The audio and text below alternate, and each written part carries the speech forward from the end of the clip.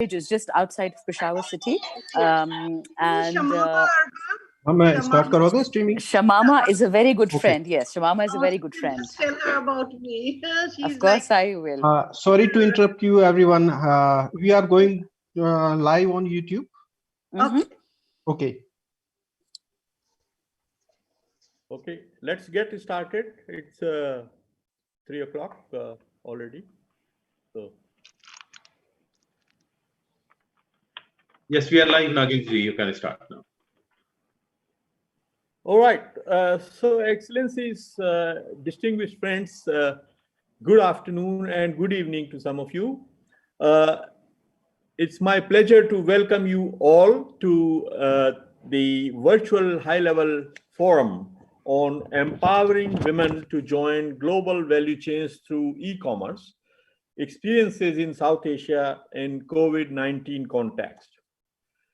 This event has been put together jointly by EIF, and we have Ratnakar with us, and UNSCAP with the support of the Global Trade Professionals Association, which is holding this inclusive trade festival. And Colin Rex was here a minute ago.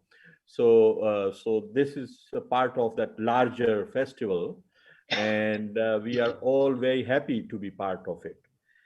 Now, this particular event has been organized within the auspices of a joint project launched last year with EIF supporting it and throwing its weight behind, and UNSCAP coming together to pursue and contribute to a shared goal of empowering women in South Asia with new technologies, e-commerce and others. And today we have a number of very powerful speakers, very important and talented business leaders of South Asia joining us, including Ms. Salima Ahmed, Her Excellency Ms. Salima Ahmed, because she is now Member of Parliament in Bangladesh. She's also joined by an equally important member of National Assembly in Pakistan, Ms. Shandana Guljar Khan, and the president, national president of FICCI Ladies Organization, Ms. Jahnavi Pukan, very young, promising entrepreneur, Ms. Nikita Acharya, who has founded a most successful startup in Nepal, and Ms. Shirley Jayawardena, the first women president of the Sri Lankan Premier Chamber of Commerce and Industry. So with this very powerful group, and I will, of course, when I, invite them to participate in the panel discussion, I will also share some more information about their achievements. But right now, I think just to get started, I want to just make 3 bullet points, and then my colleague and friend, Dr. Ratnakar Adhikari, will take you forward and give more details about this project that we have been working on together. The website that we are launching today in the presence of all of your these very highly distinguished business leaders of South Asia, and what are our aspirations and future plans for this project. So just to get started, I want to put just 3 bullet points on the table. The first point I want to make is that South Asia has made good progress on gender equality, which is one of the SDG goals, goal 5. For instance, it has achieved gender parity in primary and secondary levels of school. But the other aspect of the SDG 5, which is about women's economic empowerment, there we have lagged behind very badly, and we need to do something to catch up. Just to give you a couple of indicators to explain where we have lagged behind. For instance, this labor force participation rate of females in South Asia at under 30% is less than half of 61% in Southeast Asian neighbors, our ASEAN partners next door. Another number, and of course, there is a variation in South Asia. So labor force participation rate of women in Nepal, for instance, is very impressive at 81%. But larger countries, India, Pakistan, are lagging behind. And India at 26%, Pakistan 23%. We have a lot of room to catch up. So this is just one indicator. Now, using the World Bank, enterprise surveys, we were just calculating some numbers and how the empowerment looks like in South Asia. So we find that the percentage of firms with majority female ownership in South Asia was just 9.6% compared to 29% in Southeast Asian countries, the ASEAN countries.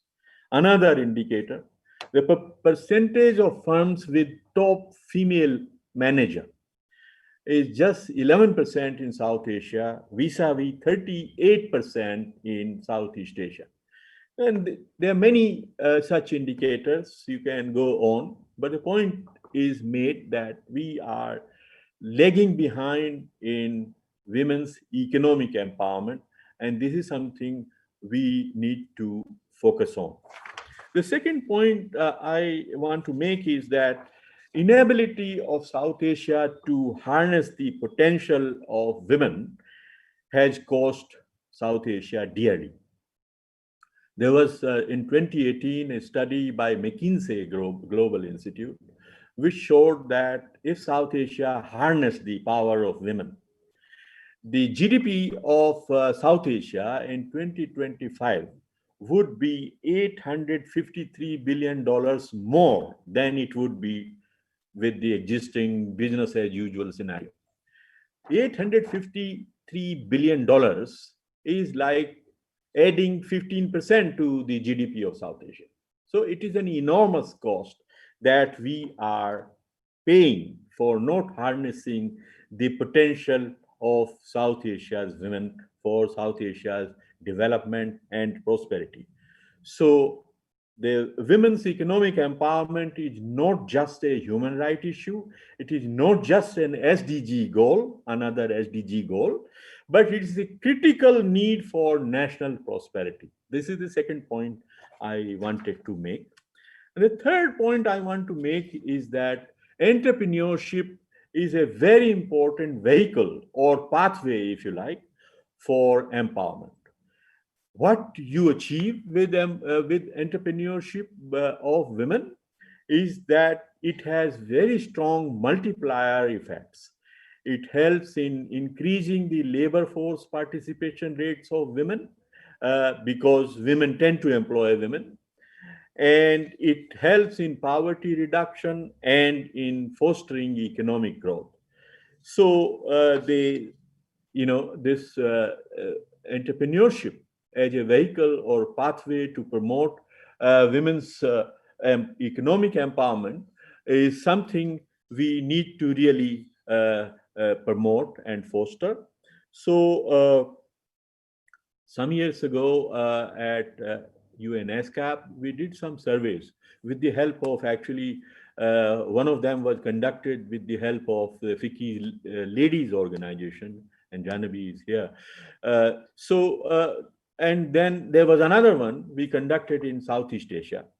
I was based in Bangkok, heading the Social Development Division of UNESCAP, which had gender program was also under my supervision.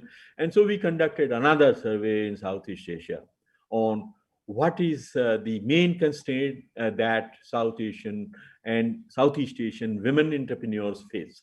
And both these surveys, one conducted through the South Asia office in Delhi, and the other conducted in Southeast Asia, threw up one very consistent message, which was that they face major challenges in accessing financial institutions and finance, and the other in accessing new technology. So we actually are currently working on two projects at UNESCAP. One is focusing on providing innovative finance to women entrepreneurs through women livelihood bonds, and it is being kind of tried in 5-6 countries. And the other one is the one we have launched with EIF, and Ratnakar will talk about it more, is about helping women entrepreneurs in harnessing the potential of e-commerce as a tool for. So this is where today's discussion, I think, is very critical, very timely, and very important. As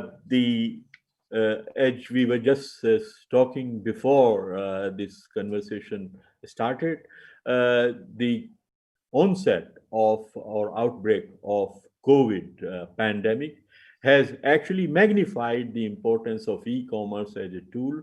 It was already very important, powerful, tool for businesses, especially small businesses, to connect with their consumers and value chains. But now with the pandemic, its impact, its potential has been further magnified manyfold.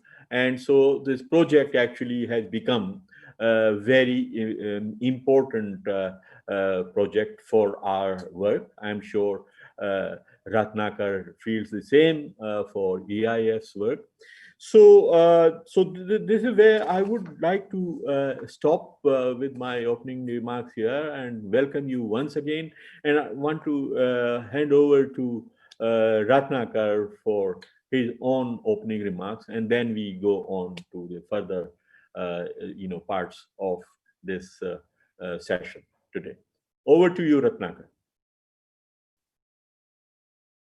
You are muted. You are muted, Ratnakar. Okay. All right. Here you go. Can you hear me now? Right. Okay. Thank you very much, Nagesh, for providing that brief overview.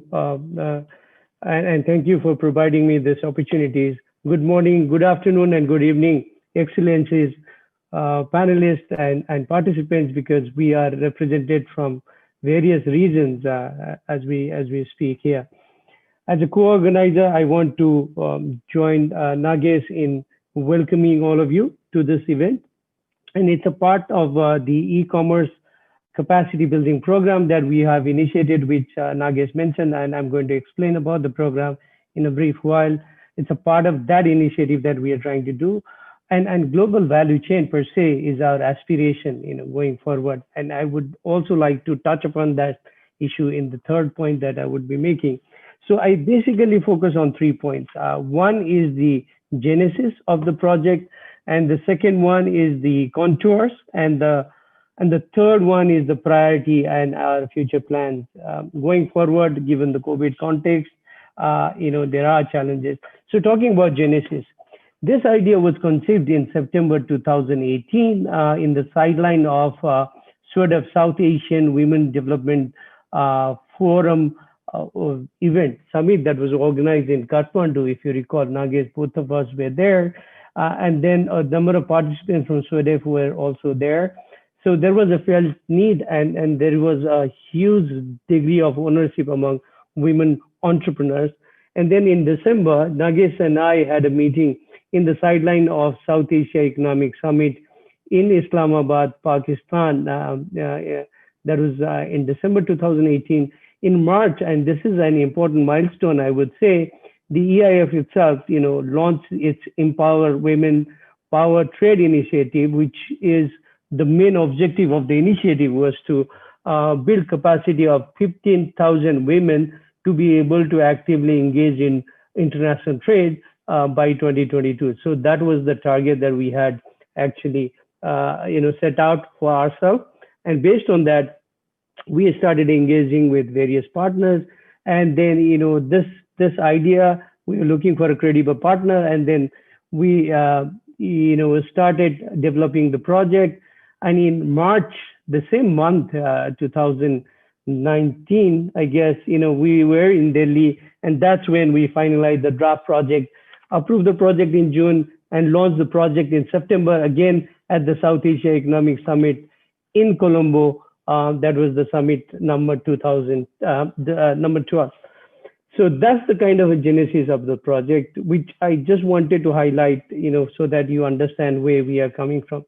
But in terms of contours of the project, I just want to highlight a few points relating to the contours.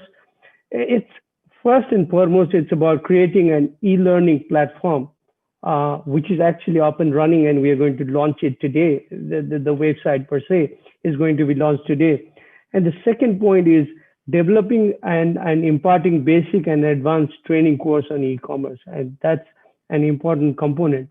And the third one is to support women entrepreneurs to update company and product profiles on the e-commerce platforms.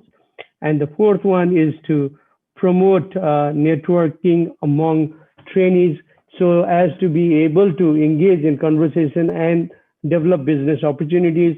And finally, and this is important in the context of South Asia, as highlighted by Nagesh, was essentially to understand, what are the policy-related challenges, and have a discussion with policymakers, because policymakers will also be joining this conversation as a part of the project itself, because the National Implementation Unit of the EIF on the ground, housed within the Ministry of Trade, are also equipped as part of this project to make necessary suggestion to policymakers to make a decision in order to help women entrepreneurs, particularly small and medium-sized enterprises, to be able to exploit the potential of e-commerce. And in terms of future priorities, just 3 points. One is the issue of adaptability, and this is something that we discussed earlier. See, with the context of COVID-19, of course, the opportunity is increasing, so are challenges. But at the same time, we are adapting to the situation, and UNESCAP is, organizing sort of virtual capacity building events rather than actual the physical capacity building event in order to adapt.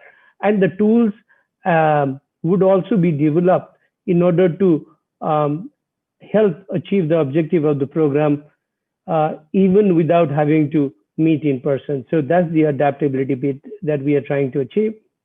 Second is to tap into new opportunities. Initial plan for the project was to be able to connect women entrepreneurs regionally, but it does not prevent us from going globally. And we do not need to be focused on regional value chain. We can even focus on global value chain. And this is becoming particularly important in the context of the reshoring movement that is now going on, because now all the enterprises, particularly in the manufacturing sector and the assembly sector in the global production network, they don't want to put all the eggs in one particular big basket, and sometimes the basket can break. So therefore, there is an opportunity. And finally, scaling up partnership. This is a project where we initially started with the idea of supporting least developed countries, because this is where EIF mandates lies. But then UNESCAP came up with this idea of including other countries such as Pakistan, Bangladesh, and India, from which we have participants, high-level participants today. So therefore, UNESCAP mobilized additional resources, its internal resources, and intends to mobilize additional resources to be able to serve the needs of all the women entrepreneurs in the region. So talking about a scaling up partnership, there is a potential to scale up partnership by engaging similar women e-commerce platform and network in other parts of the world. For example, EIF can connect UNESCAP to the networks in Southeast Asia and possibly East Africa as well. So that would help in enhancing the profile of this project, as well as connect women entrepreneurs globally. So with those words, I would like to stop here and would like to invite Nagis to take us to the rest of the proceedings. Thank you.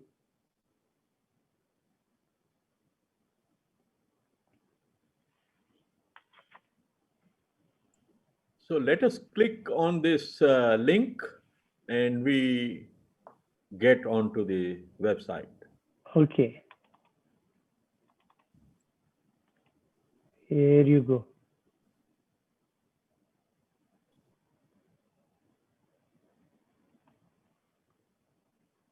Right. Okay.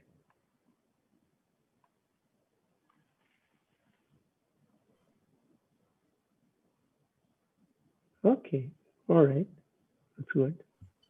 Thank you.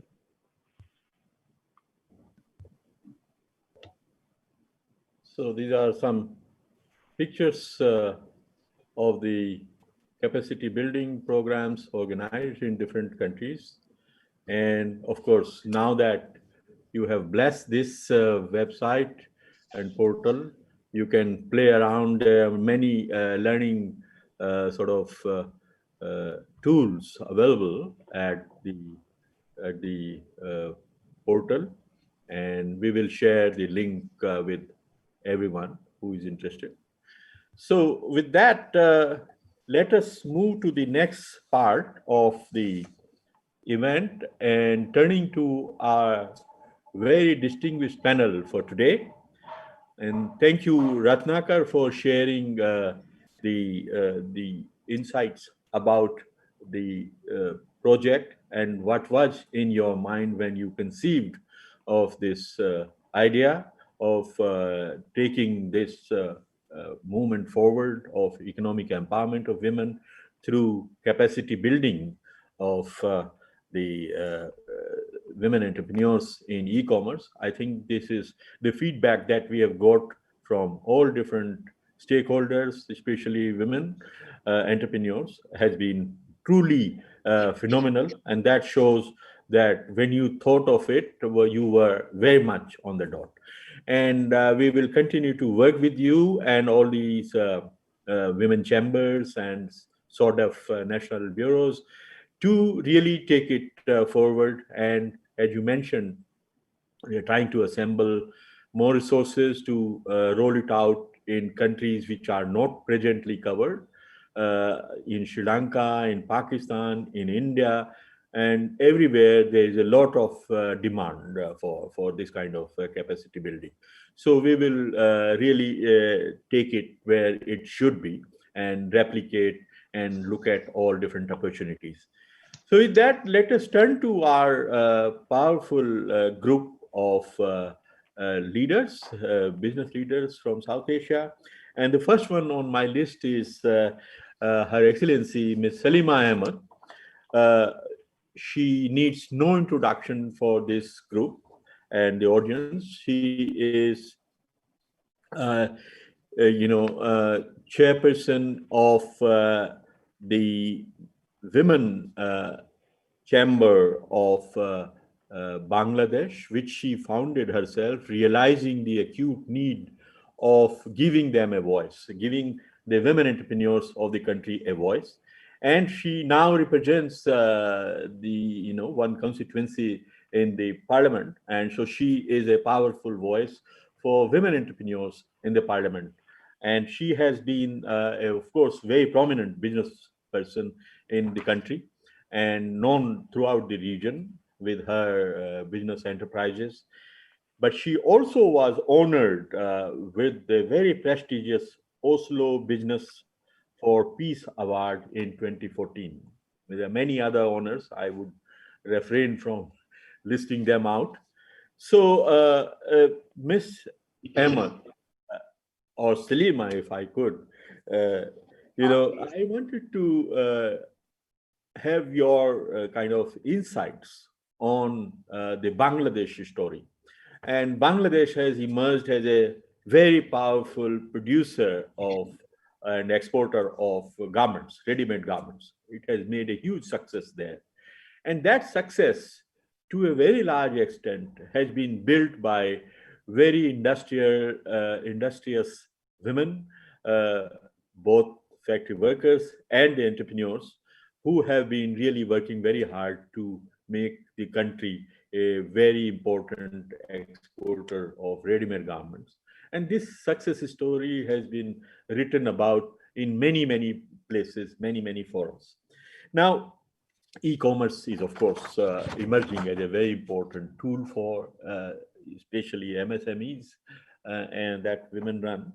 So, as a champion of women empowerment in Bangladesh, I would like to really invite you to share Bangladesh's experience in promoting women entrepreneurship in general, and also in particular about e-commerce, how they are really using the potential of e-commerce, and any policy initiatives that the government is taking to, you know, foster women's economic empowerment and entrepreneurship and e-commerce, etc. What your chamber is doing, what are your key priorities from the chamber that you have founded, and sitting in the parliament, you are really involved in policy making.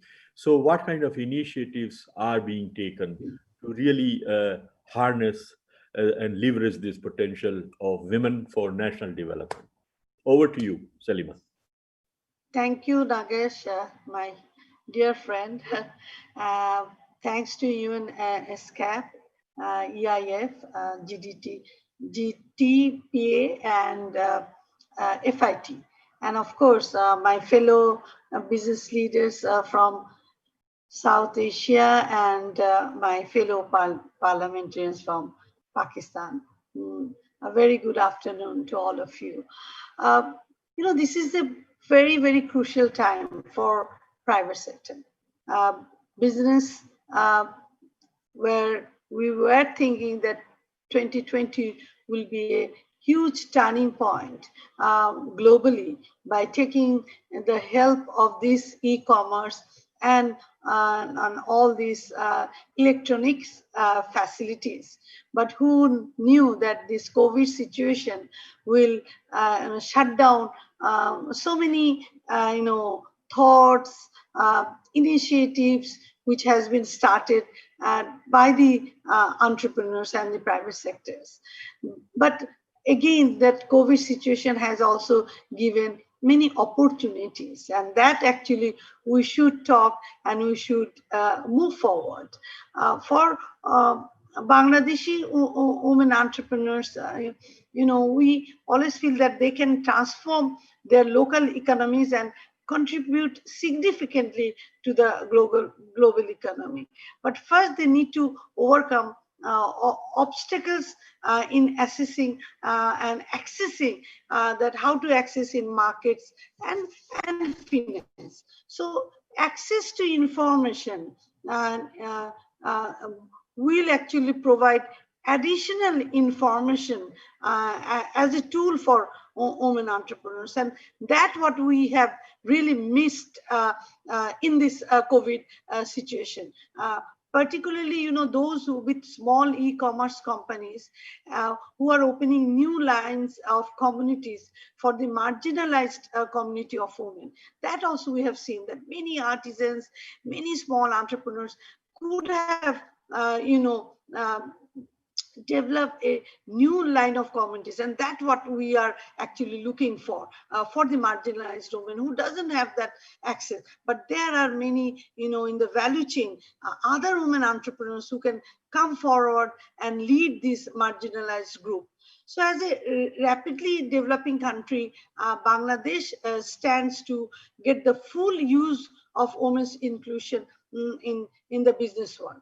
Nowadays, through an electronic platform, women operate all kinds of businesses. That's what we have seen in this COVID situation, and even that before that also, like handicrafts, clothing, food, blogging, fashion apparel, home furnishing, jewelry, etc. by using social media. Uh, and, and also the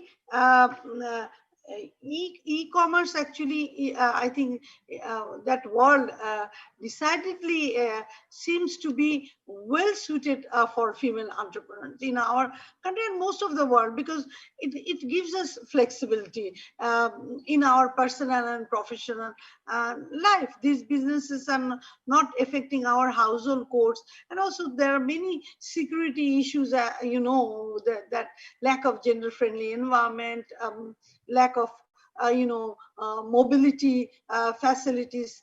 These platform actually help us. So one of the review of one of the financial sector of IDLC in Bangladesh in 2019, we found that Facebook market size in Bangladesh.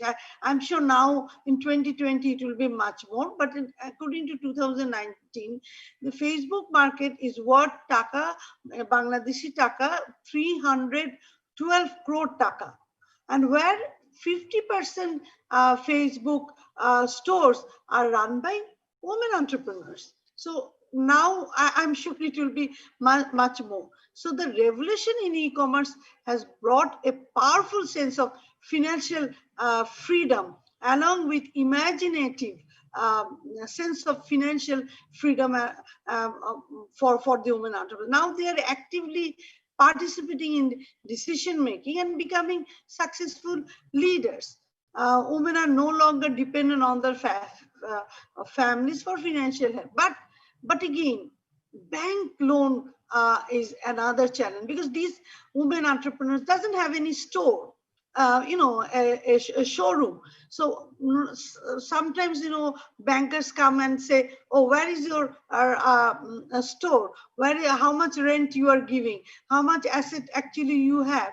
Or is this your own showroom? Because the woman entrepreneurs who is doing online businesses, she doesn't need to have an office or a showroom, and bank are not very, satisfied or feel comfortable to give a loan to this women entrepreneurs. So these are the challenges actually. But in the present scenario, many women are actually daring to dream big, to shine globally. And for that, e-commerce is the platform which in return, I feel, giving them a place to stand and face the challenges. So e-commerce revolution has brought a great a sense of financial independence along with creative satisfaction for women.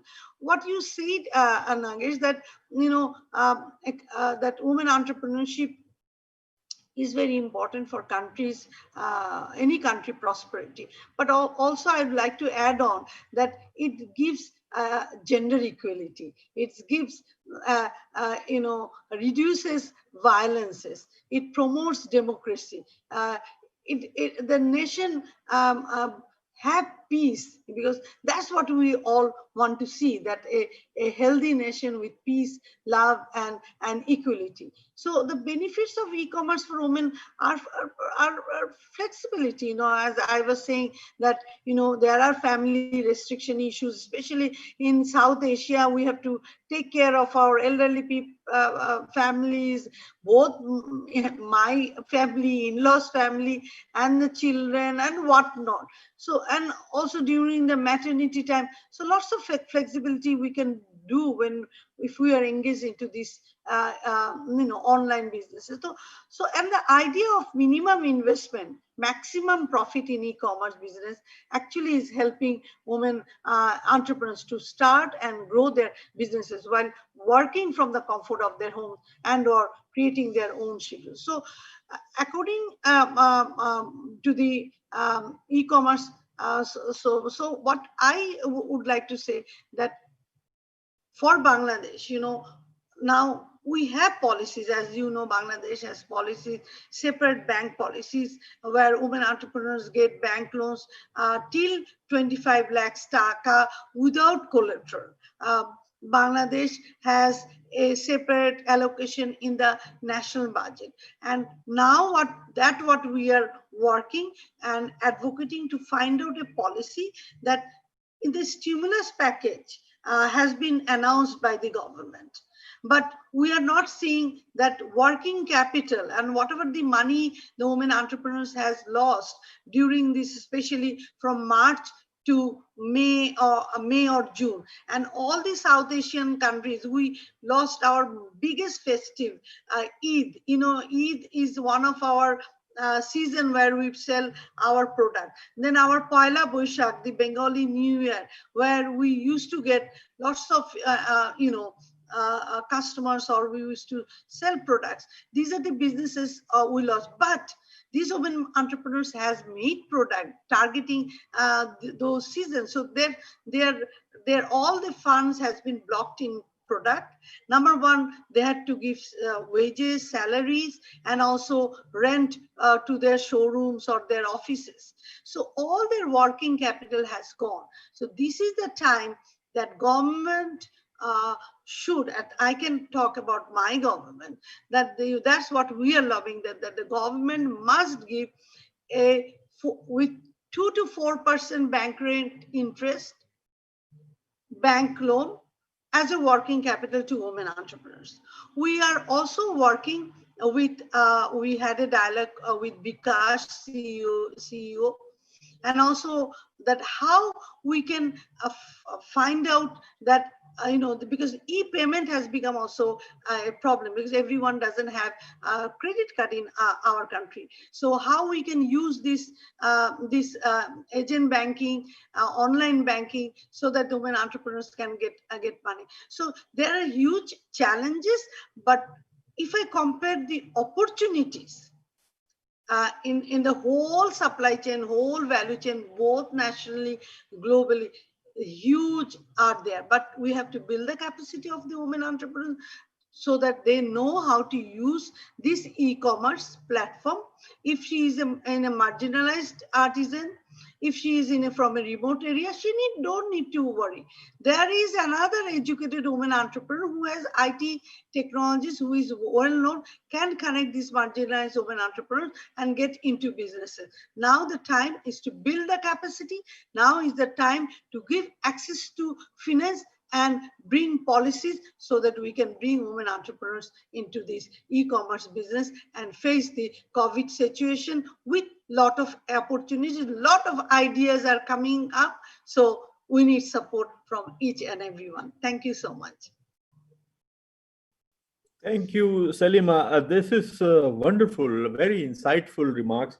I think it's very reassuring to hear from you that the potential of e-commerce in linking up with the global markets, regional markets, and national markets is enormous, and we need to build the capacity. And the way that you described how 50% of the Facebook, e-market places are owned by women entrepreneurs. It's very encouraging to hear. I hope we really can increase it further, and with building of capacity of women entrepreneurs, especially of the marginalized, the smaller ones, very micro entrepreneurs. So I think we are really into the right moment to promote women entrepreneurship through e-commerce, and very interesting. And I'm sure in the open discussion we'll come back to some of the points that you raised.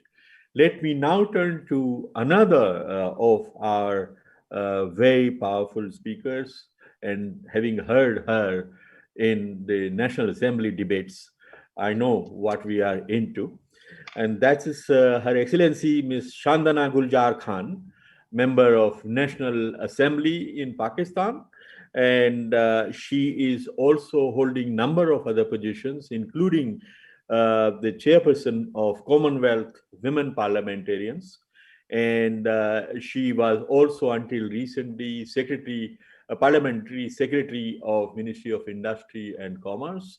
She also sits on the National Assembly's Special Committee on Agricultural Products, and many different roles, and very big expert on WTO issues.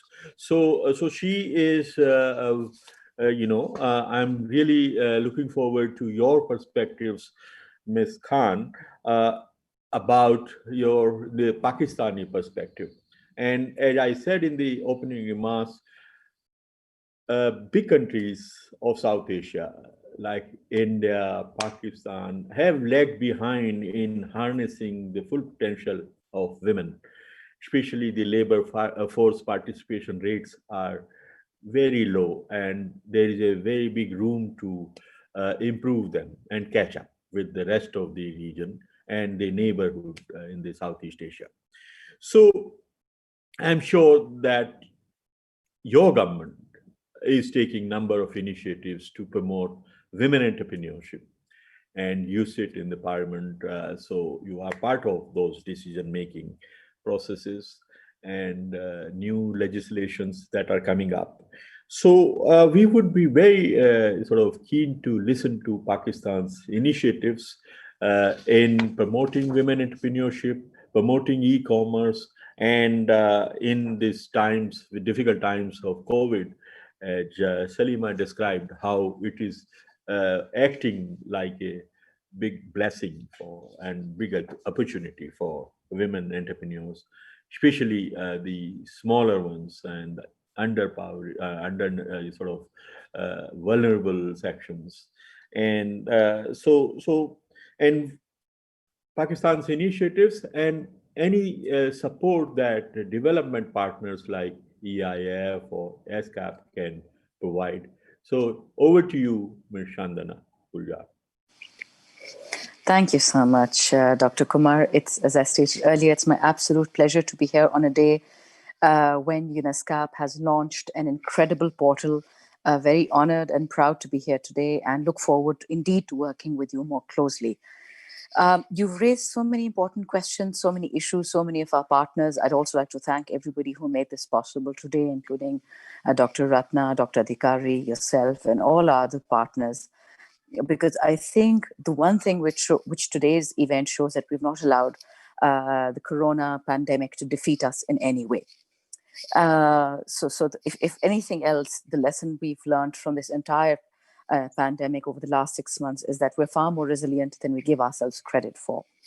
And it is crises such as the pandemic and many others that one realizes that we tend to play it slow, we tend to play it safe in better times. So perhaps now is the time to gear up for the future, because the future is definitely not women friendly. With the advent of artificial intelligence, with the advent of digital space, the current trends that we see for women entrepreneurship, for women employment, women banking, spaces for women in the public sector, they will shrink, they will not increase. And this is confirmed by studies done by the WEF. So that's a little bit of bad news to start with, but there's a lot of positive news that comes with it. I do not know if you were able to participate in the webinar we had nearly 10 days ago, in which we had a similar group of participants and we had this discussion on e-commerce in this part of the world. And I did say that in the COVID pandemic, if I were to speak specifically about Pakistan, and I do intend to talk about the Commonwealth as well, but as far as the Pakistan experience is concerned, the one thing we were able to do is to bring in about 12 million people into the banking fold. In Pakistan, less than 1% of the women are banked. And you know the consequences and complications that are spiraling out of that. If that percent of your population is unbanked, then you know what happens to financing, access to credit. You also mentioned the issue of women underemployed in terms of the formal workforce. Unfortunately, in Pakistan, and interestingly so even, that we have 70 to 75% of our workforce that is engaged in agribusiness in Pakistan are the women folk and their children who help out after school if they're lucky enough to go to school in the rural areas. But because those women's work is not paid, therefore it is automatically unrecognized. A rather ironic situation, but there you have it. Secondly, in terms of women representation in both boardrooms, and perhaps one of the biggest contributors to this is the gender wage gap.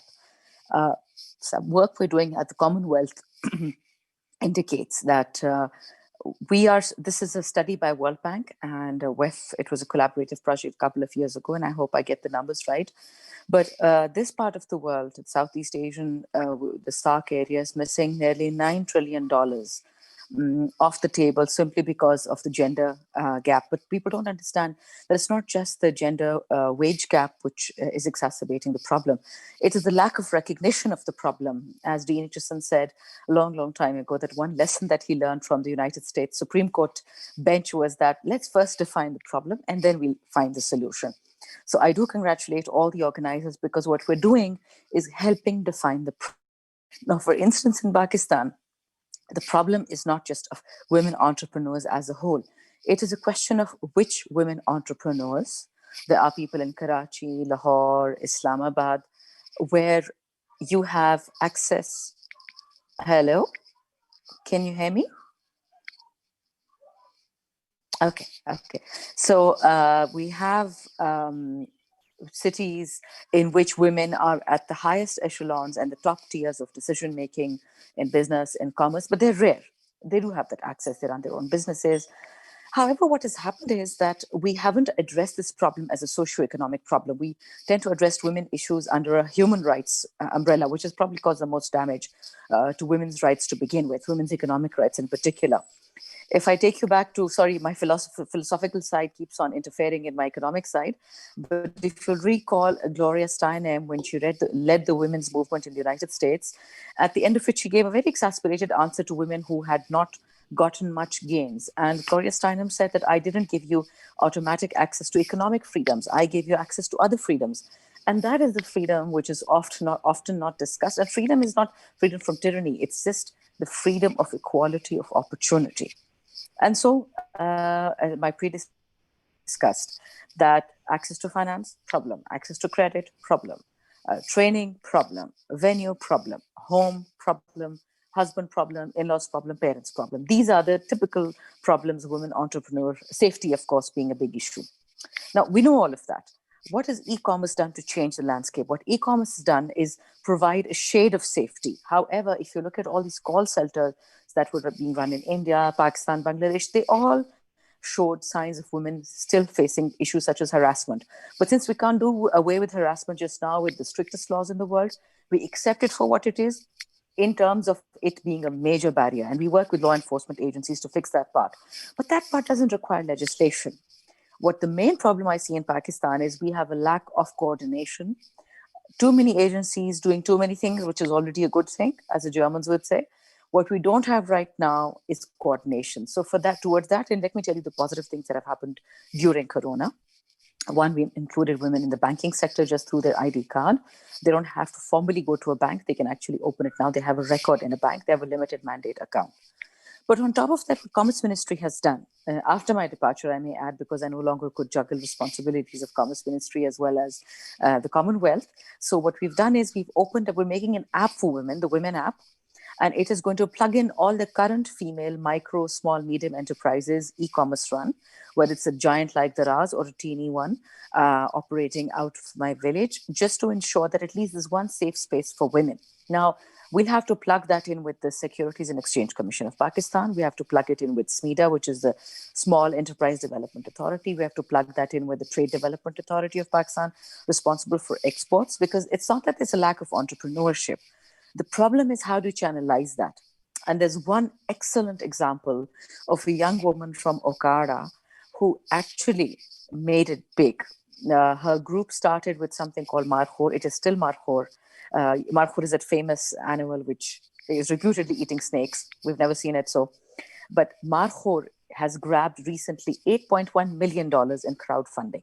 They started off with just a laptop and, parents wishing their children actually to fail because then they could complete their formal education and get married. But that didn't happen. Both the young boy and young lady and the young gentleman succeeded.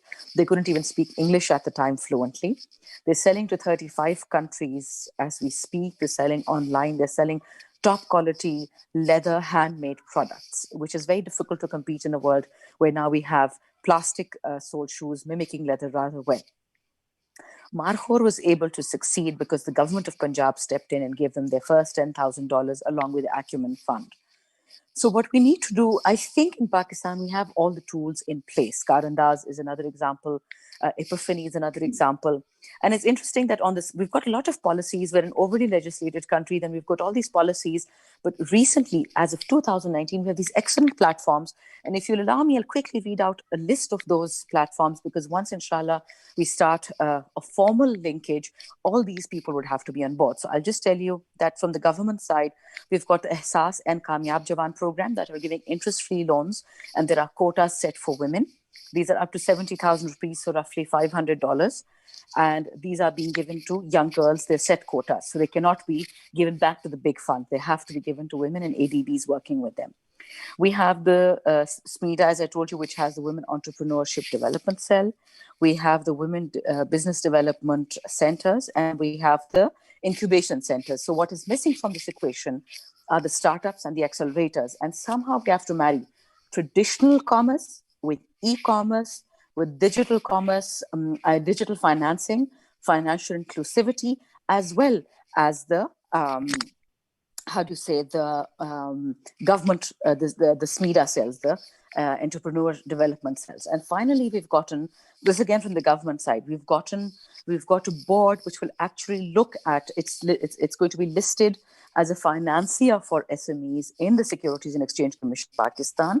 So it can't be ad hoc, and there can be no issue of fraud. And that, I feel, is a huge thing happening just now.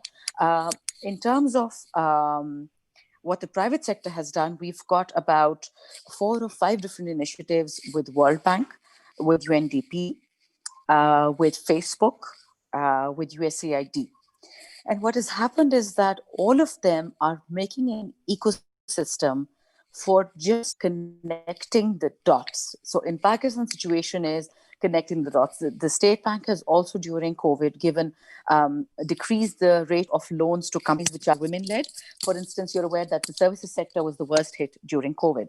And most small businesses, such as salons and what have you, were run by women. These are women-run businesses working with women.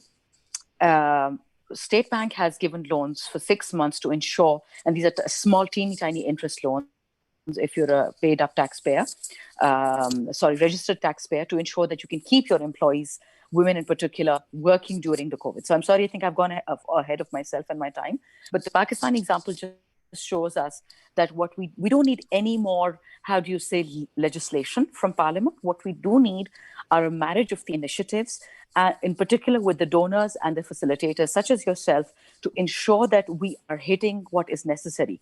At the end of the day, what women entrepreneurs and women exporters need are funds. They need to be making earnings. They cannot be subsidized. This cannot be a human rights issue. This can't be a women's rights issue. This has to be making sure that this becomes a national issue, and women are a part of, in the future, all PTAs, FTAs that Pakistan makes, all budgets that we make, all financing we make. Women have to be, if that gap is covered, I think the trickle down will be automatic. So I leave it there. Thank you so much. Thank you very much, Your Excellency. This is very insightful remarks. And in particular, I want to thank you for bringing to the table a very important good practice in Pakistan, which you described, the Women's App. I think this is a very important initiative, and I'm sure other countries should also look at this and follow it up. Many things can be brought together to help the women entrepreneurs, and linking it up with the banking sector, SEBI, and everything. It would be very interesting. So we will come back to some of the issues you have raised in the discussion time, hopefully. Let me now turn to our next speaker, and that is Ms. Janvi Phukan. Janvi is the 37th National President of FICCI Ladies Organization. And for those who have not heard of FICCI, FICCI is the oldest and largest business association of India. It is a federation of many smaller, sectoral associations, and so they have this Ladies Women Entrepreneurs Wing, which is currently headed by Janvi. But Janvi is, in her own right, very successful entrepreneur, a pioneer of uh, the boutique river cruising and a small group specialized tours, tea and textiles. She has established a number of companies that are highly rated. Jungle Travels India, the Assam, Bengal Navigation Company, and they are actually award winners in national tourism.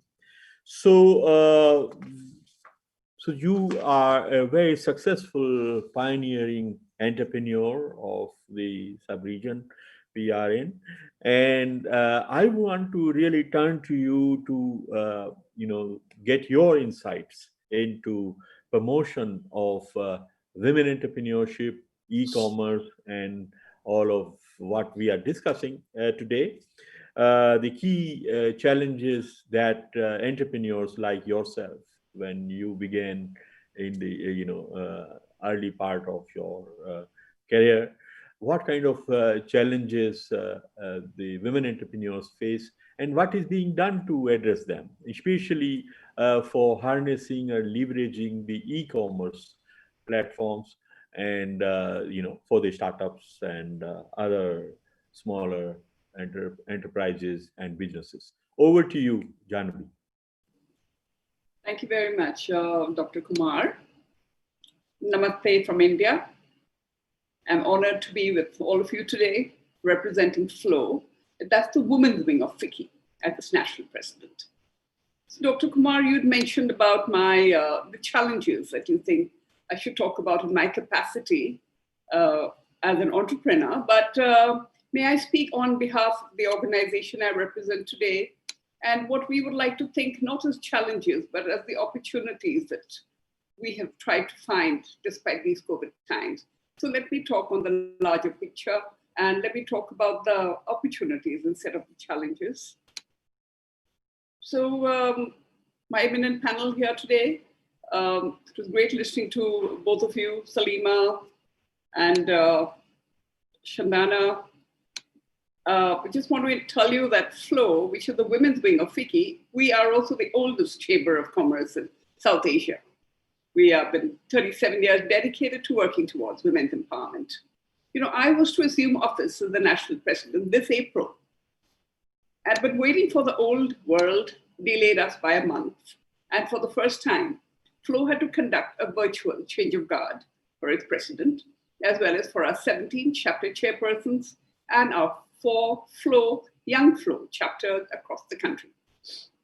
I remain where I was, and I still am, in Guwahati, Assam, in India's northeast. And I'm working seamlessly with my FLOW secretariat in New Delhi. They're working from home as well.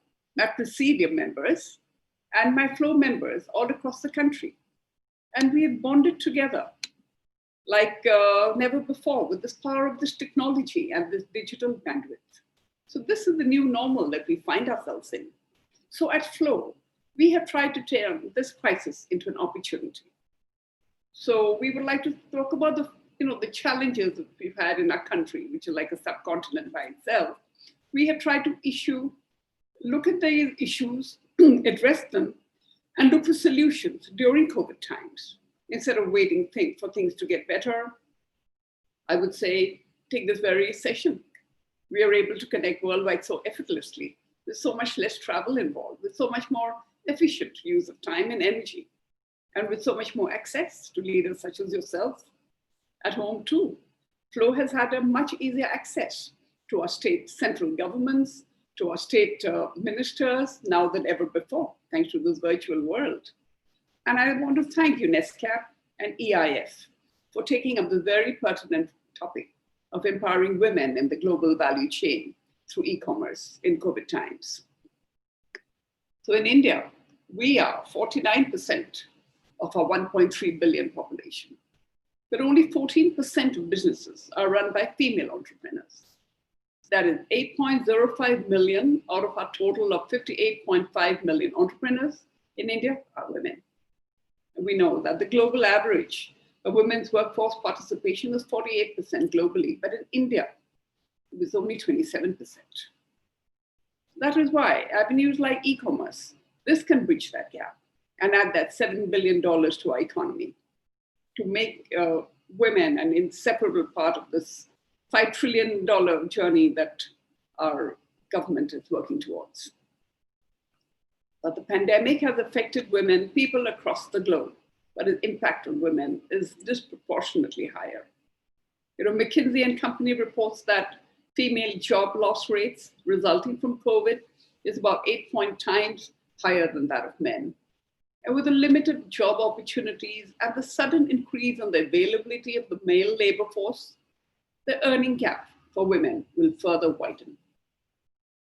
My mission this year, as Flow's national president, has been to work towards sustainable practices and sustainable livelihood for women's economic upliftment. With COVID-19 upon us, sustainability took center stage. But instead of waiting for the old world to return, we had to work differently to get to the goalpost we had envisaged for the year. So we signed an MOU with the National Skills Development Corporation. With NSDC, Flow plans to reach out to the vast, educated, unemployed masses of women sitting at home to launch online skill development programs. These are customized for women with entrepreneurial aspirations. Now, social media platforms are being taken over by women in India. Content writers are in great demand, and the consumer base has grown. And we now see a new phenomenon of homepreneurs in urban and semi-urban India. The idea of minimum investment, maximum profit in e-commerce has been a boom for women. Now, thousands of women are selling products across different categories, like jewelry, home furnishing, handicrafts, home utility products, and accessories, all through these e-commerce platforms. E-commerce has given them creativity around their schedules with these virtual workplaces, and the world has come closer by this direct online interaction between the buyer and the seller. It is also mitigating the gender barriers, which my panelists have spoken about, because it is online. And this is also a great time for women to grow phenomenally by touching the borders of international trade. So that is why e-commerce is such an appropriate tool for women, and even more so in pandemic times. And as it is in the digital space, India is one of the largest markets with over 600 million internet users. We are second only to China. So at Flow, we are working on a three-pronged initiative, which we call the Flow 3Cs of competency, capacity, and confidence building for women at the three levels: to skill, upskill, and reskill. And traditionally, Flow has worked for women at the grassroots, at the urban level, and at the corporate level. And now the objective is to create more sustainable economic possibilities for women in these pandemic times. So at the higher level, at the Flow membership level, we signed up the MOU with the government e-marketplace. Now this is an online public procurement portal, which was brought in to aid MSMEs for the procurement and the selling of products in India. More importantly, the government of India had mandated that 3% of all its purchases in services and goods had to be procured from women vendors. So these onboarding opportunities to women entrepreneurs has helped our 8,000 plus membership to not only learn and understand the opportunities possible, but to engage in these multiple knowledge networks to learn and get stronger and take this to sort of emerge as a collective voice and be a force to reckon with in this e-commerce site, onboarding these government platform opportunities which are given to them. And we're trying to overcome one of the worst disasters in our lifetime. At the other spectrum, let me tell you about the handloom handicraft sector. Now, this sector is the second largest employer in our country after agriculture, with the majority being women.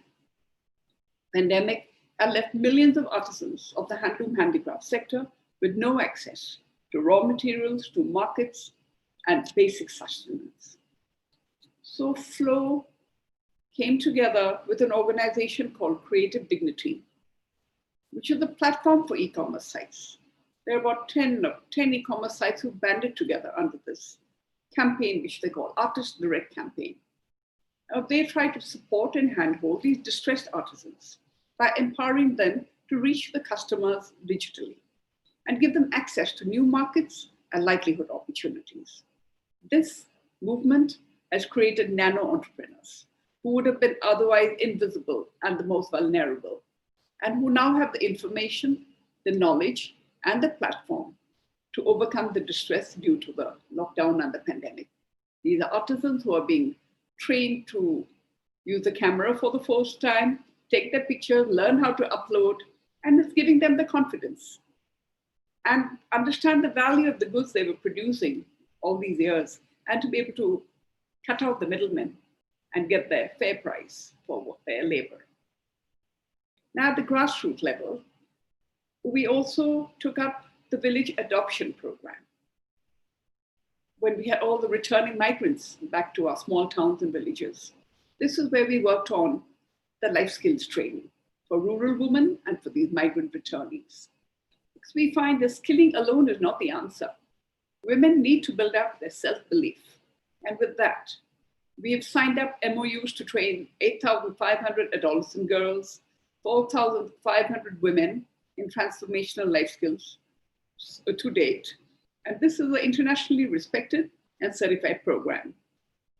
So during the lockdown, in these few months, we have taken on the financial literacy programs, both online and offline, with about 4,000 women living in poverty.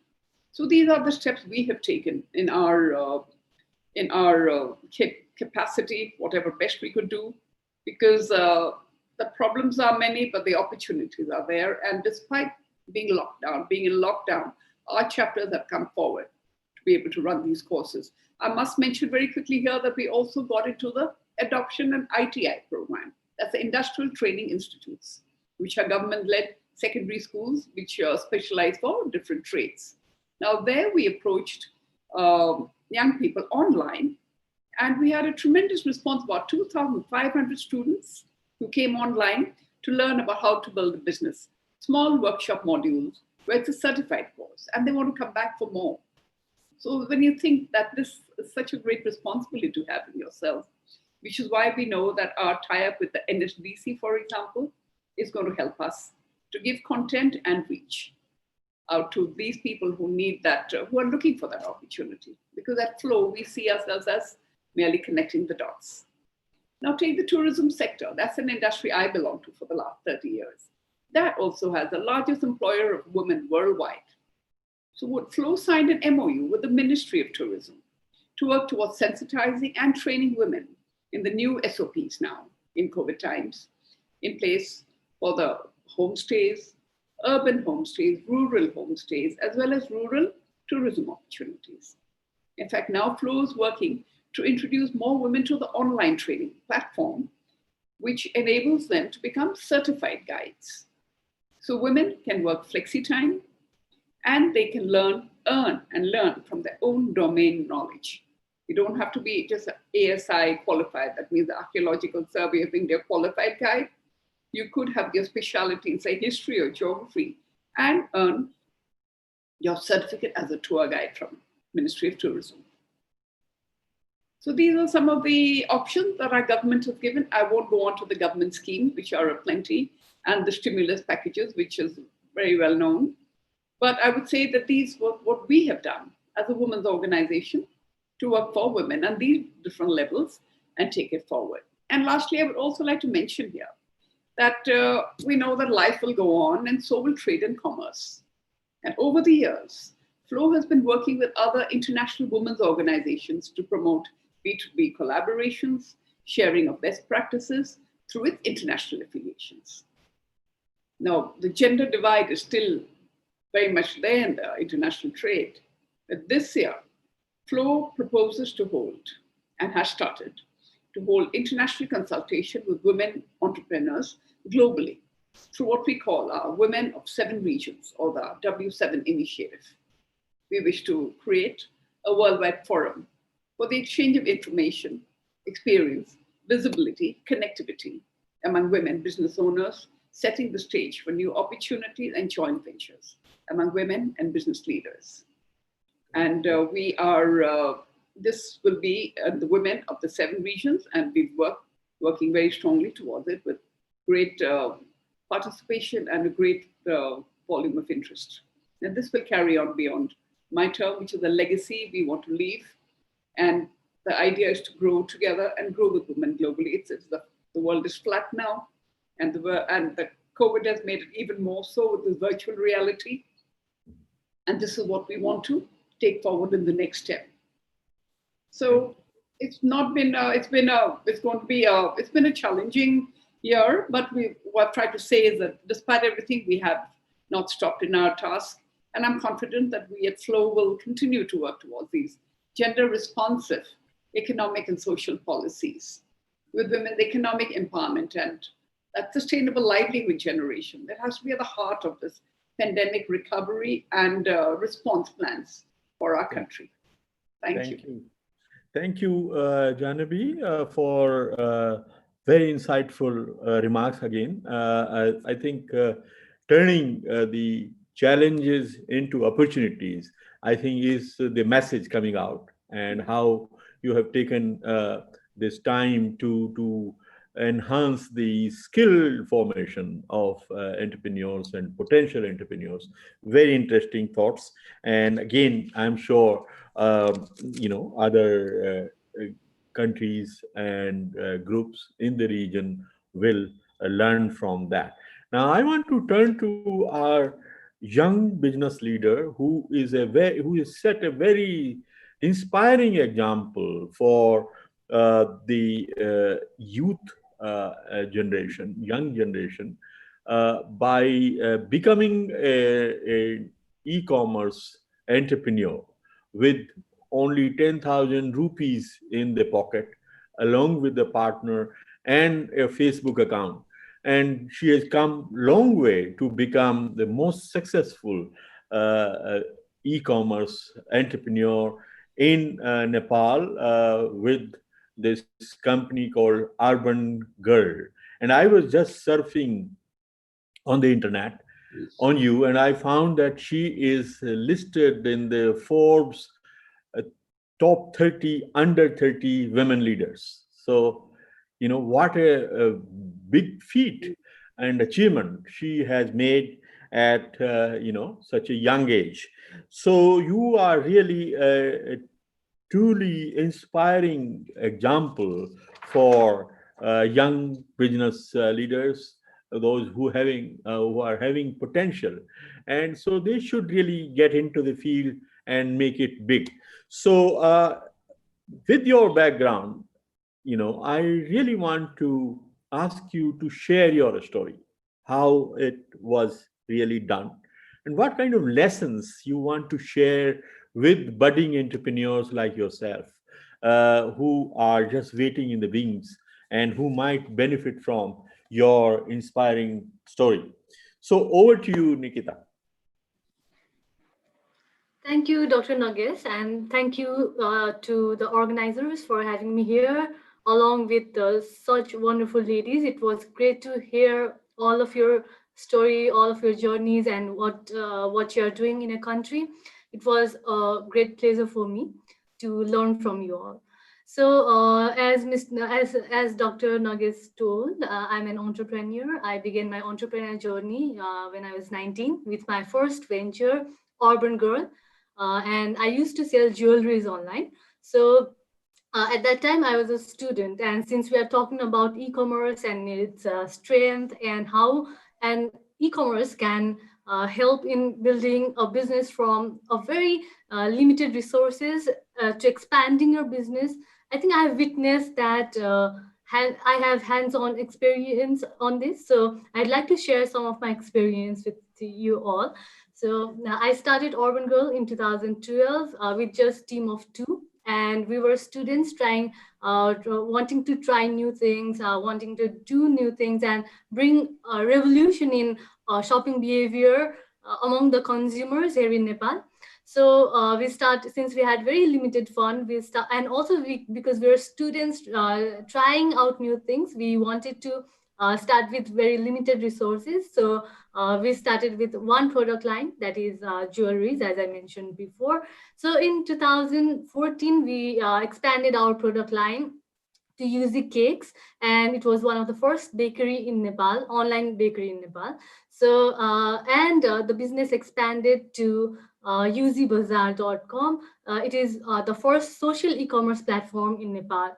So all this happened with the help of online media, and it started with the help of social media itself. We had nothing but Facebook account and Facebook page. So it's very interesting that I am very lucky to experience such transformation in the use of social media, in the use of and also to experience the importance of social media to run a business and expand it from a team of 2 to youth of 20 people working together right now. So I had also been I think Nagasri was showing a video of a website. So there I was also speaking regarding the importance of social media to expand the business, and because I have witnessed like how easily, not easily, but with minimum resources we can reach to greater audience through the use of social media if we target the right audience and if we use it properly. So UZ Bazaar is a social e-commerce platform that also is encouraging women entrepreneurs in Nepal to use technology to sell their products. So we are giving a commission-free platform to women entrepreneurs here in Nepal so that they can use the technology and see and experience what I have experienced. So being a part of forums like Federation of Women Entrepreneur in Nepal, Nepal Young Entrepreneur Forum, I have also been able to connect with lots of female entrepreneurs in Nepal to share my experience and also to bring the women entrepreneurs together so that we can actually help each other and then reach to a greater mass to sell our products and create a win-win situation. So e-commerce not just creates a boundary amongst the women entrepreneurs in Nepal. When I was hearing all of you and your story, I think we should not just be limited in our own nation, but use this technology, exploit this technology to connect with each other in our countries and build an ecosystem not just among our nation but also throughout South Asia, so that we can if our GDP is if women entrepreneurs are not contributing enough in South Asia as in Southeast Asia, maybe we can all collaborate together, use the technology, and contribute together to increase the GDP and all. So how I have been doing it and how I have experienced it through 3 of my venture. It's Urban Girl. We have been selling jewelries and also providing platform for a lot of women entrepreneurs. I have mentioned before, a lot of women entrepreneurs from marginalized community, especially from Sindhupalchok, where massive earthquake took place in 2015, and a lot of women had to lose their family and a lot of single mothers, single women in the house, they could sell their products through the platform, and not just our platform, but there are also other e-commerce platform maybe, and this is helping them to sustain. So it is the power of e-commerce platform. So UZ Cakes is one of the first online bakery in Nepal. The technology we have created in UZ Cakes, we have actually helped deaf women to train them in baking. So right now there are around we have trained around 15 women who can't even talk or hear, and hired 5 of them. Now they can bake the cake on their own without manual instruction every time. So this is how technology has played a role in empowering women. So, and at UZ Bazaar, of course, we are providing commission-free platform to provide them a greater reach. So although in the previous presentation it was mentioned that 85% of the labor force participation is there in Nepal, which is comparatively very good in number compared to other country, but the question is, how much are these laborers paid?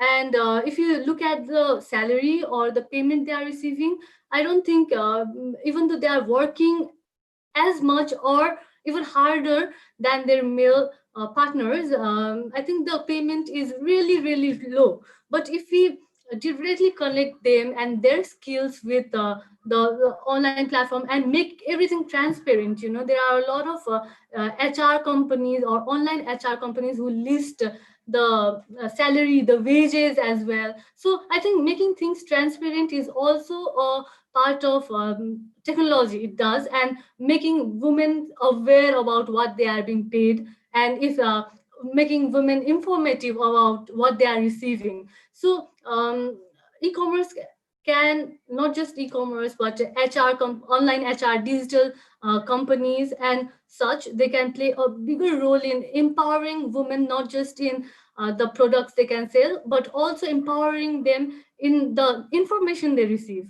So this is where I think we all should come together and promote each other's story. And as we were also talking about COVID, I'd like to share that COVID has brought a lot of a lot of people had to lose their jobs and all. But talking about the positive side, what in Nepal, what I could witness is people are getting more adaptive towards technology, which is a very good thing for long run. For example, in my company itself, the number of order increased, and overall online market size was 75 million US dollar in last 6 months only, which is a huge amount, and it's growing. So people are becoming more adaptive, and the online transaction has also been increased by 60%, which means people are now trying to explore the new opportunity, and which might bring positive changes in long run. So there are a lot of good things that we are we have been seeing, including the number of increase in the female entrepreneurs as well. A lot of people want to now sell their products online, and especially women entrepreneurs, and they are exploring new things. A lot of food businesses, online food businesses are coming up. A lot of women are exploring their skills and trying to sell their products online. So we can also see a lot of emerging women entrepreneurs, which is a very good thing to witness. And the growth has been getting larger in number every year. And since it's been around a decade, I have been working as a women entrepreneur. I still recall my initial days, where in almost every function I had to represent women as a women entrepreneur. But right now, or me and few of us, but right now we do have a lot of aspiring entrepreneurs. A lot of women want to be an entrepreneur. So I think this is a positive change, and this year we have seen COVID has also given a chance, as I said before, that for women entrepreneurs to explore their skills. So although a lot of things are changing in a positive side, uh, for an overall entrepreneur ecosystem to grow, I think there will always be four major pillars anywhere in any country. So these four pillars are, first is entrepreneurs. First are entrepreneurs themselves who bring innovative ideas. Second is the market, because without market, maybe will not. When the market was not adaptive about online shopping, it was very difficult to implement the idea. But since market is growing right now, I think it's a very good time for online businesses to boom. So second is market. Third is government and its policy regulation. We might not need governmental policies to start up, but to expand, we definitely need proper governmental policies. And fourth is investors, access to finance. So even the Nepal is growing in terms of number of entrepreneurs and number of the market is growing, but we still lag in proper governmental policies. But I must say that government is now getting a little conscious about, and has taken e-commerce as one of the prior thing to bring policies, and hence have been inviting a lot of online e-commerce entrepreneurs to draft policies, which is again a very good thing. But still, it is happening, but in a slow rate. But we are doing it, including logistics of e-commerce and building policies and drafting and all.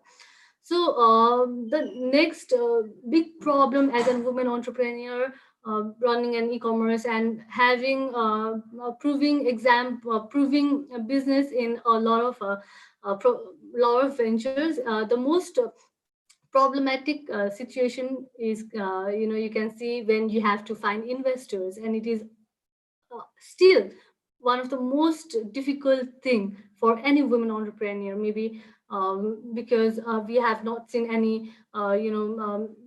entrepreneurs in technological field before, or maybe the number of local investors are limited. And here, a lot of foreign investors, maybe they want a better governmental policies to come and invest. So it's kind of interrelated. But we again hope that since the number of entrepreneurs are increasing and market is also growing, we hope that the number of investors will also increase in future days with better governmental policies. So apart from that, the major role where government can also play is market in Nepal is not just limited to Kathmandu, the capital city, because it's just 1/6 of the total population live here. Rest of them are outside Kathmandu, and the digital divide is still very high. And no private company can play big role in bridging the divide. It's government who should always do it. So we should also think about the digital divide and try to uplift and empower people in rural areas. So there are some challenges that should be addressed: digital divide, access to finance, investors, e-payment. I think it has already been talked about before by one of the speakers. And the next is mentors, maybe mentors, because we are still in one of the most um, developing continent comparatively, and we need good mentors whom we can talk and connect and discuss our ideas and things. And this is where we can collaborate again to find proper mentors from maybe different countries. So we are not just limited here to Nepal, because technology is it should not have any boundaries. And yeah, that's it from my side, and thank you again for letting me share my experience. Thank you, Nikita, for very insightful, very inspiring remarks. And your point about, connecting, using the technology to connect across South Asian countries, the women entrepreneurs coming together, helping each other, sharing their requirements and markets, I think is very well taken. And of course, the points you made about the role of government in bridging the digital divide and providing an enabling, framework for businesses to survive and thrive is very well taken. And I think your, remarks about what the four pillars are and the supply of finance and investors is very critical for startups. So all the points are very well taken. I'm sure our listeners and audiences will benefit from it very, very much. Now, I see that Dr. Kumar, Yes. Dr. Kumar, I'm Yes. sorry for the interruption. My apologies. But our session is beginning in the next 5 minutes. So I was wondering if I could be allowed to say goodbye. Thank you all and excuse myself. Yeah, no, we will really miss you, but we understand your commitments and thank you so much. We have a quorum issue since yesterday, so I'll be very grateful if I'm excused. And it's a pleasure being here, but please do keep me included in such events, because what I've learned today is far more than I could have learned even on an online training course. So thank you all so much, and I look forward to staying in touch. Thank you very much for joining. Pleasure to have met you all. Pleasure. Goodbye. Yes. Sanjana ji, 1 minute. Sanjana ji, 1 minute. Yes. To Ratnakar ji and Nagesh ji and others, Sadhana ji has been promoting for our project, and she has assured that whenever we want to do this activity in Pakistan, she will wholeheartedly support it. In fact, she has already identified a partner who will sponsor and bring the women entrepreneurs there in Pakistan for this e-commerce. Yes, absolutely. So I just wanted to say thank you very much. Thank you so much. Thank you so much. May I just add here?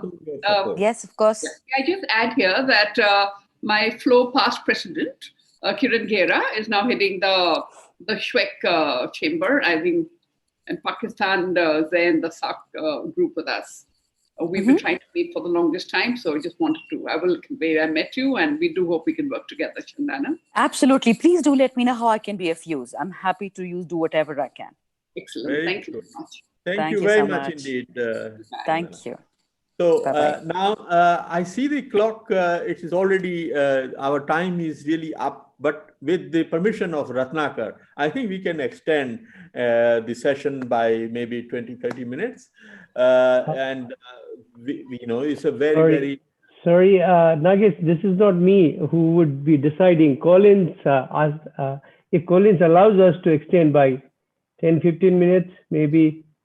I can allow 15 minutes. Unfortunately, I have another webinar as well still to come. So timing, unfortunately, is not entirely mine or ours tonight. So 15 minutes I can do. Beyond that starts getting very tight for the next one. All right. So we will try to wrap up within 15 minutes. And we still have one, very important speaker to listen to. That's Shirley Jayawardena, President of Federation of Chambers of Commerce and Industry in Sri Lanka. She has been, she is actually, as I mentioned earlier, first woman president of this national chamber. And that tells a lot of things about her achievements.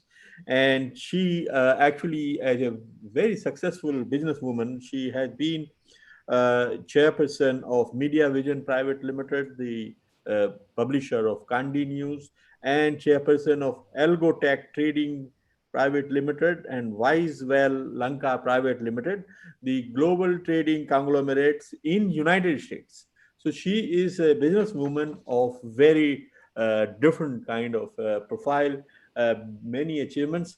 And so I want to really turn to you, Shirley, for your insightful remarks on the Sri Lankan perspective.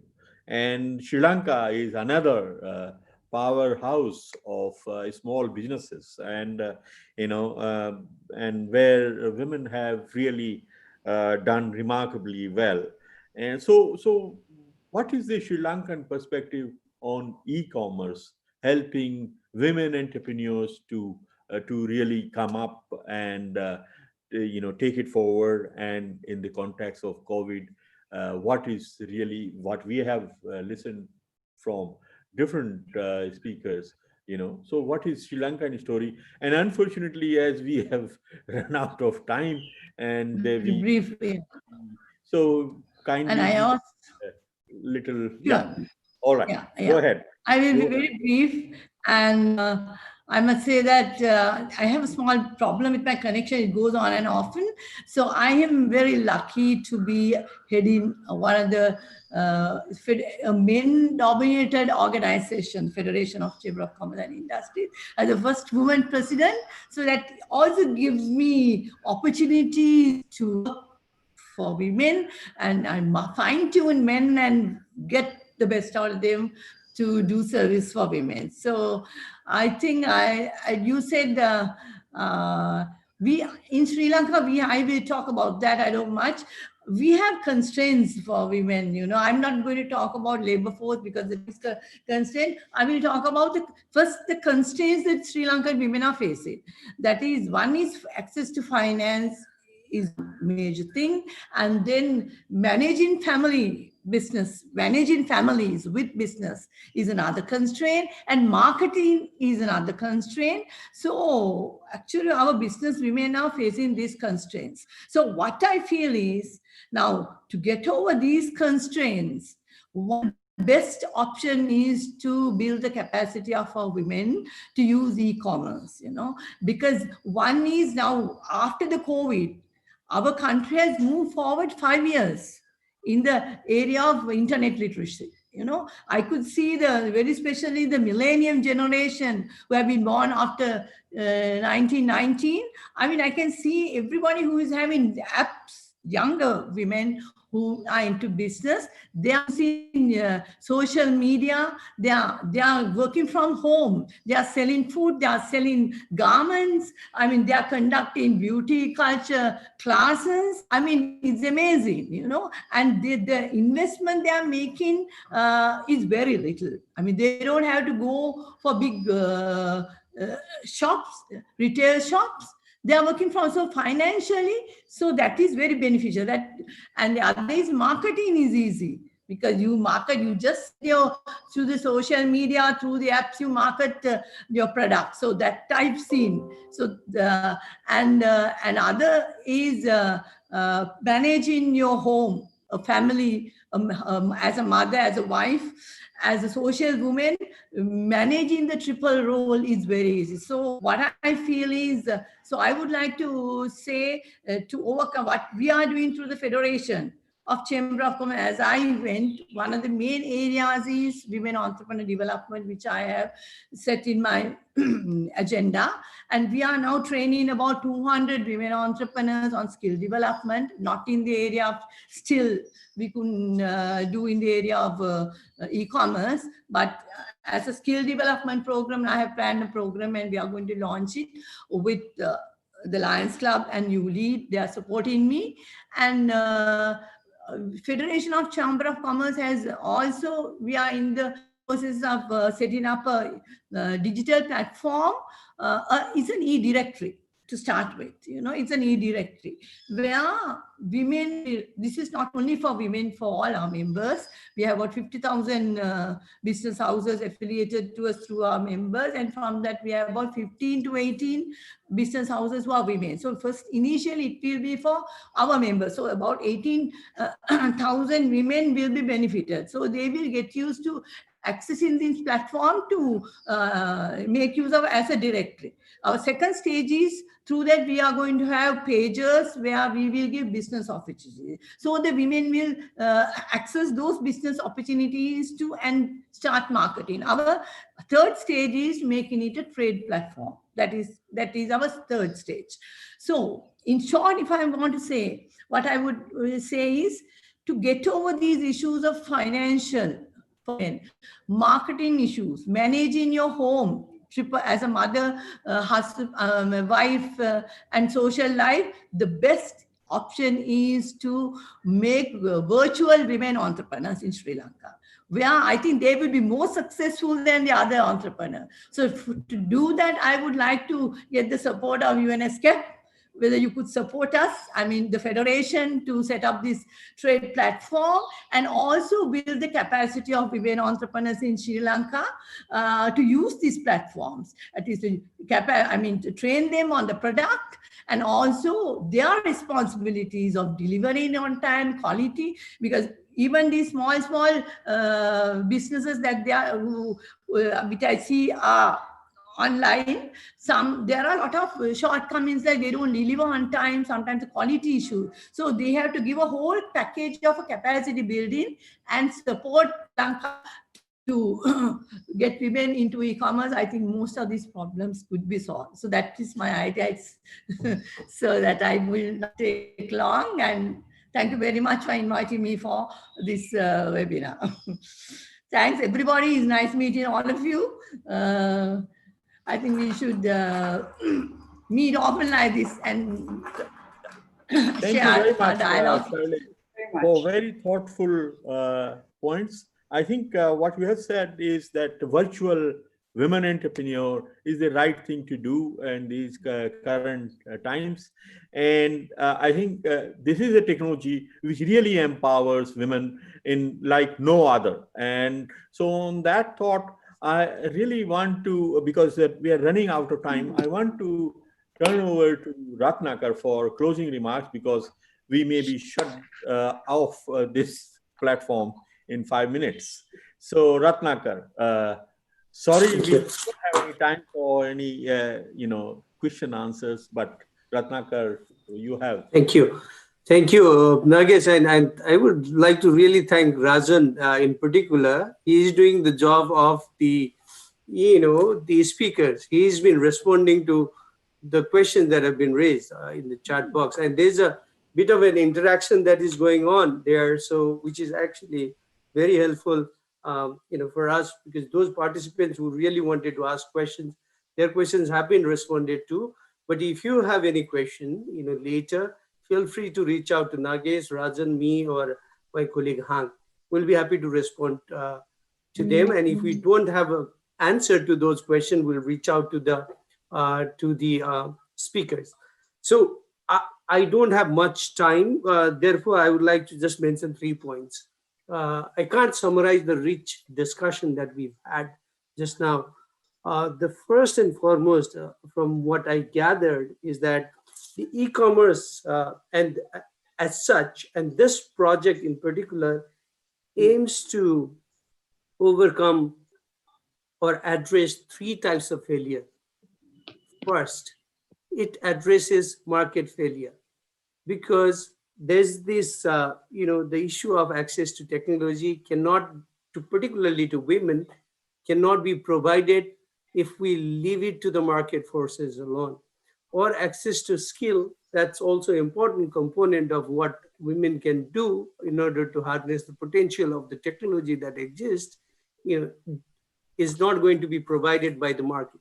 So therefore, the kind of initiatives that we've taken together is aimed at addressing market failure, and this point was made very clearly by Her Excellency Ahmed, as well as Her Excellency Khan, and Shirley towards the end of her presentation.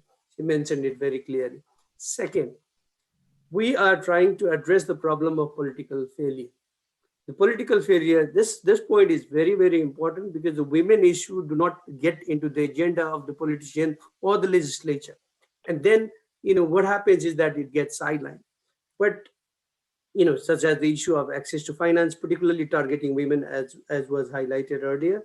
But when their contribution towards the trade, towards export, towards tax revenue, increases, and also the peace and security angle that you brought up, Excellency Ahmed, then they would be listened to. So therefore, this political failure can also be addressed. And the third one is the issue of coordination failure. What I realize is that, listening to Nikita and as well as to the Jahnavi and others, what I found is that, there is a lack of coordination between the policymakers, the entrepreneur, the market, and the people who provide finances. Of course, I would also add to this the consumers themselves, whose demand is being fulfilled by providing these services and in goods and services. So all of them, a large part of the ecosystem need to come together in order to resolve the problem that exists. And this is where the coordination failure aspect is something that's this discussion was trying to address, and so does the project actually.